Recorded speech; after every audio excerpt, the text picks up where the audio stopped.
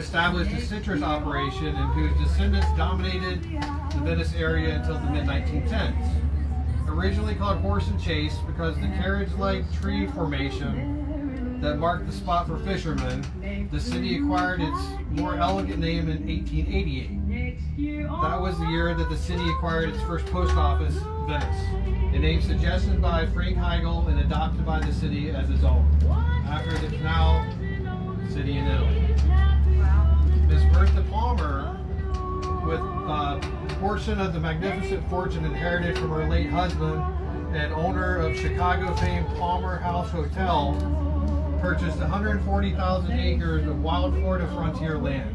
She built the Oaks, an elegant winter residence nearby Osprey, which attracted notice in northern newspapers of the time. Miss Palmer successfully lobbied to have the railroad line extended to Venice in 1911. The importance of this event cannot be overstated as it placed Venice on the path of progress and new development. Just 5 years later, where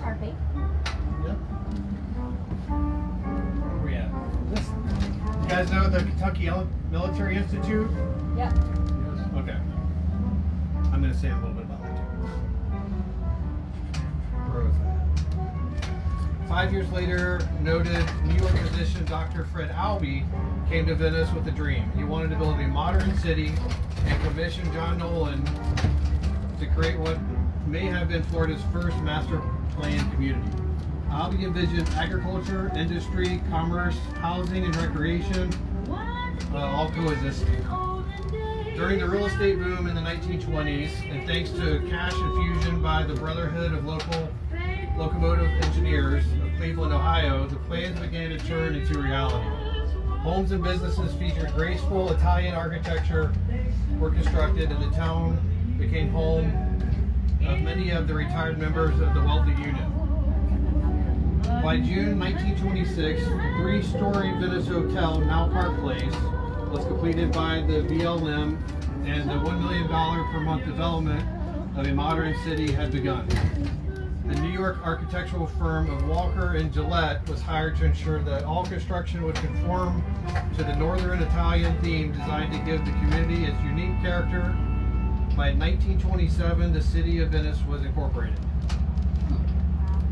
But hard times were just around the corner. The Great Depression left Venice and most other cities in isolation. Venice was a virtual ghost town for with more than 200 commercial and residential structures, 141 apartments, 10.5 miles of paved streets, 15 miles of sidewalks, 7 miles of underground storm drains, 13 miles of water pipes, and water treatment plant. The real estate operation of the BLM went into receivership, and most of the unsold land reverted to Albee and other creditors. Venice began its economic recovery in 1932 when the Kentucky Military Institute rented the Venice Hotel, now Park Place, and the San Marco Hotel, now Venice Center Mall, as winter quarters for its cadets. In 1933, Dr. Albee purchased the Parkview Hotel, later demolished for a post office, and established the Florida Medical Center and successful teaching hospital. In 1942, the U.S. government began construction of the Venice Army Air Base on property south of the city. The base trained fighter pilots throughout World War II and with major influence on the development of the city. In the 1960s, the Corps of Engineers initiated work on the Intercoastal Waterway as a way of moving freight through the state.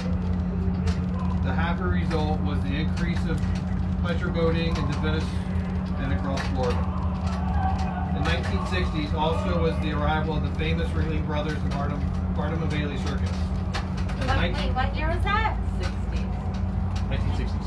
Okay. In 1968, the circus founded the Clown College in Venice, renowned as one of the most prestigious training schools in the world for professional clowns. Clown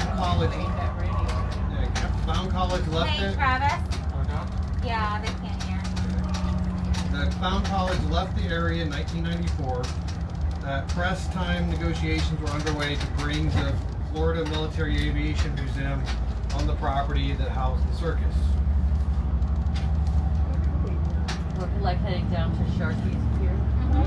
This area was designated as the John Nolan Plan and the commercial center of the city. Numerous two-story businesses, structures were constructed during the 1920s, many with rental apartments above and storefronts on the bottom. In addition, 2 3-story hotels were built north of Tampa Avenue by the Brotherhood of Locomotive Engineers. Both structures have been restored and converted to new uses. One is a retirement residence known as Park Place, and the other is a condominium with shops on the first floor and residence on the upper floor known as Venice Center Level. Then we go in Bertha Palmer a little bit. Bertha Palmer.